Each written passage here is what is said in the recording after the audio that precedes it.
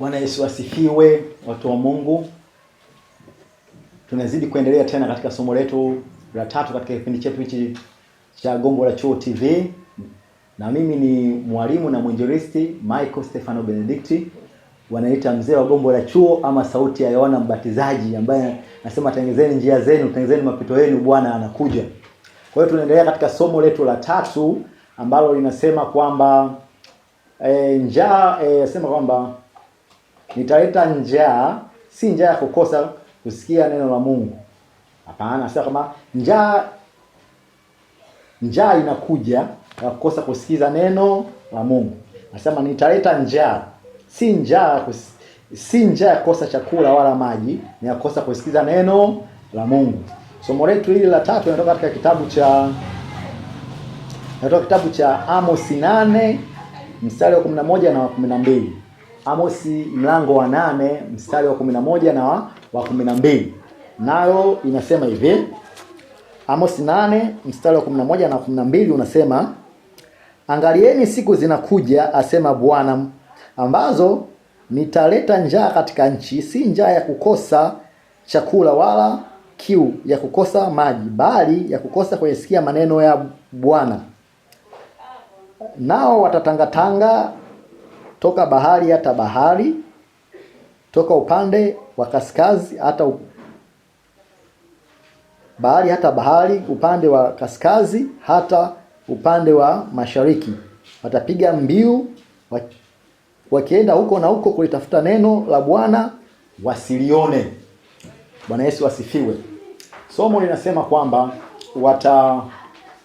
njaa inakuja, si njaa ya kukosa chakula au maji, ni kukosa kusikiza maneno ya Mungu.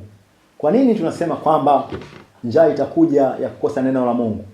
Hata sasa njaa ipo. Kwa nini? Kwa sababu njaa ni ipo kwa sababu watu wengi hawatafuti neno la Mungu, wanatafuta vitu vingine.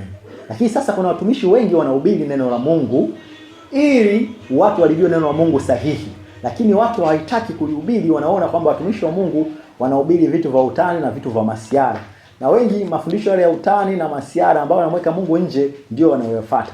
Lakini nasema kuna wakati ambao utafika, watu watatanga mashariki mpaka kaskazini kutafuta neno la Mungu na wasilione. Kwa hiyo itakuja njaa, si ya kukosa chakula wala maji, ya kukosa neno la Mungu. Lakini sasa neno la Mungu linahubiriwa katika maeneo mengi, lakini watu hawalifuati.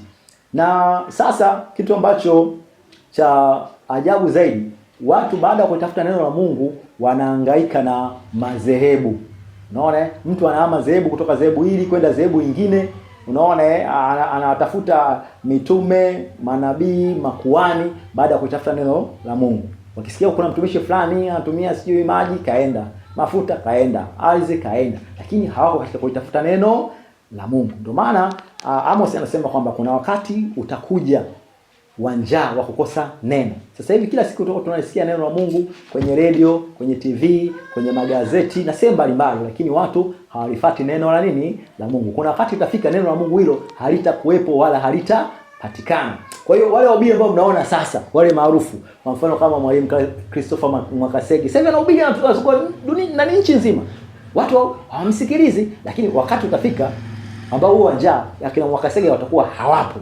Sio hao tu, utakuta kwamba itaenda hata hao watumishi wengine ambao wanahubiri neno kwenye TV, kwenye watu wanalizalau kama kina Anthony Sekelo na wengineo. Wakati huo watakuwa hawapo watu wa kuhubiri neno. Wakati sasa wanalizalau. Hata kuna kipindi hata huyu ndugu anachekesha Masanja Mkandamizaji hata kuwepo wakati huo. Sio huyo tu, hata hawa askofu huyo ambao nani mtoka mbali na wengine hawatakuwepo wakati huo, kwa sababu wakati wa neema utakuwa umekwisha. Sasa wakati ambao tulikuwa nao si wakati wa kuhangaika na madhehebu, ni wakati wa kumtafuta Kristo kabla ile njaa ya kukosa neno kabla haijaja. Wakati huo wanahubiri kweli yote ya Mungu hawatakuwepo. Si hata hao mapadri mnaona wa Roman Catholic ambao wanahubiri leo mnawadharau, wakati utafika hawatakuwepo. Wale ambao wanawadanganya, ambao walikuwa mnawafuata na kuwakimbilia, kuwafundisha mafundisho yalikuwa kinyume ya neno la Mungu, ndio watakuwa wakati huo. Nao wenyewe hawana sehemu yoyote ya kuwapeleka, kwa sababu mbingu ni ya Mungu na Yesu Kristo. Unaona? Kwa hiyo watu wengi wanahubiri injili na wengi wanafuata mkumbo. Akiona kanisa lina watu wengi, basi anaenda hapo anafikiri kuna Mungu. Hapana, sio hivyo. Angalia kuna kiasi kikubwa cha neno la Mungu. Wingi wa watu haimshawishi Mungu kulifanya hiyo kanisa ni la kweli. Ingekuwa hivyo madhehebu ya uongo ingekuwa ni ya kweli. Na kitu kingine, kumbuka hata Yesu Kristo mwenyewe alikuwa ni Mungu, lakini alizikwa na watu ambao hawafiki 10. Kwa hiyo wingi sio shida. Kwa hiyo wakati huu ambao tunahubiri neno la Mungu, wakati huu Gombo la Chuo TV linafundisha mafundisho ya kweli, ni wakati wa kulifuata neno la Mungu na sio kwa wakati wa kufuata kuhangaika na madhehebu ama watumishi fulani. Angalia neno la Mungu linasemaje. Kwa hiyo kuna wakati utafika ambao kutakuwa na njaa. Sio yakosa chakula wala maji, yakosa neno la Mungu. Sababu watumishi wote mnaoona sasa hivi wa kweli hawatakuwepo. Watabaki wale uongo na baba yao shetani. Kwa hiyo ndivyo hivyo ilivyo. Kwa hiyo wakati huu ni wakati wa kufuatia neno la Mungu na kubadilika, kugeuka. Kwa hiyo twende kwa kitabu cha Yona. Kitabu cha Yona mlango wa 2. Mstari wa kwanza na ule wa 2. Tuangalie Yona alifanyaje afa akamrudia Mungu. Unaona yeye alitoka kwa Mungu lakini baadaye akamrudia Mungu baada ya kuona alifanya makosa. Yona 2 mstari wa kwanza na wa 2. Tunasema hivi. Ndipo Yona akamwambia Bwana Mungu wake katika tumbo la yule samaki akisema, nilimlia Bwana kwa sababu ya shida yangu, naye akaniitikia. Katika tumbo la kuzimu nilimuomba, naye akasikia sauti yangu. Kwa hiyo wakati huu ambao upo inabidi tusikie sauti ya Mungu. Isiwe kama Yona baada ya kutumwa Ninawi kuhubiri injili akaenda Tarshishi. Kwa hiyo Mungu akamwadhibu. Kwa hiyo Yona alipata nafasi ya kubadilika, Mungu alimwadhibu. Unaona? Lakini sisi tunaambiwa njaa itakuja wakati wa mwisho. Unaona? Wakati wa kubadilika ni sasa, tusubiri mpaka Yona kama wakati wa Yona akatumwa aende Ninawi akaenda Tarshishi. Hapana. Wakati huu ni wakati wa kubadilika, sio wakati wa kufuata madhehebu wala kusubiri mpaka ile njaa ije, kwa sababu kutakuwa hakuna marudio ya kitu chochote. Kwa hiyo katika somo letu katika kuhitimisha tunaenda katika kitabu cha Yoshua. Kitabu cha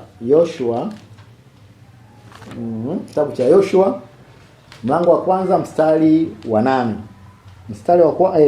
Yoshua 1 mstari wa 8 ninasema hivi: kitabu hiki cha Torati kisiondoke kinywani mwako, kisiondoke kinywani mwako. Itafakari neno la Bwana, uitafakari neno la Bwana usiku na mchana, ili njia yako iweze kustawi na uende katika kweli ile ya Mungu. Kwa hiyo soma Yoshua 1 mstari wa 8. Nasema kitabu hichi cha Torati kisiondoke kichwani mwako. Yaani neno la Mungu lisiondoke kichwani mwako.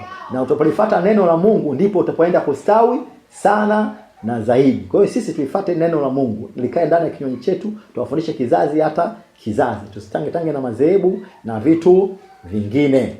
Kwa hiyo Gombo la Chuo TV kazi yake kubwa ni kufundisha neno la Mungu jinsi lilivyo. Haiko chini ya dhehebu lolote. Kwa hiyo tuomba uifuatilie sana katika vipindi mbalimbali katika Gombo la Chuo TV na mafundisho mbalimbali ambayo tunayafundisha. Pia tukumbuke kwamba kwa sababu sisi hatuko chini ya dhehebu lolote, nia yetu ni watu kulijua neno la Mungu na kuwafikia. Kwa hiyo tuna michango na mahitaji mengi ambayo yapo ili tuweze kufika mbali.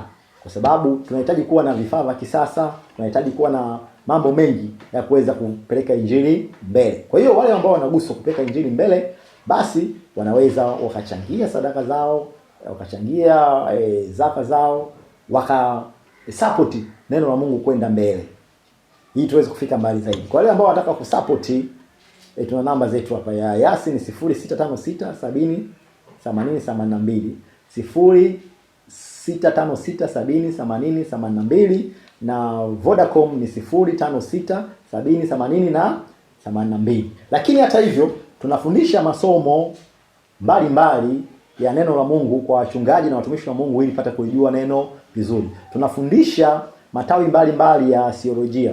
Tunafundisha theolojia ya Biblia, tunafundisha theolojia ya Agano la Kale, tunafundisha theolojia ya lugha ya Biblia, tunafundisha theolojia ya historia ya kanisa, tunafundisha theolojia ya liturujia, tunafundisha historia ya imani, tunafundisha historia ya vitendo, tunafundisha historia ya maadili, tunafundisha historia ya kichungaji. Kwa hiyo watumishi wa Mungu ambao wanataka kufundishiwa, watumishi wao, waumini wao wanaweza kusaidia na sisi kutumia namba hizi ambazo nimezozitaja, ili watumishi wa Mungu waweze kunolewa vizuri, waweze kupambana kwa karne hii ya 21 kwa mafundisho mengi potofu ambayo ni kinyume ya neno la Mungu. Kwa hiyo tunawaomba watazamaji wetu kufuatilia sana Gombo la Chuo na kutufikishia salamu kwa watu wengine kwamba kuna Gombo la Chuo la mwalimu na mwinjilisti Michael Stefano Benedicti, wanaita mzee wa Gombo la Chuo ama sauti ya Yohana Mbatizaji. Tengenezeni mapito yenu ili Bwana afike. Asante sana na Mungu wa mbinguni awabariki. Amina.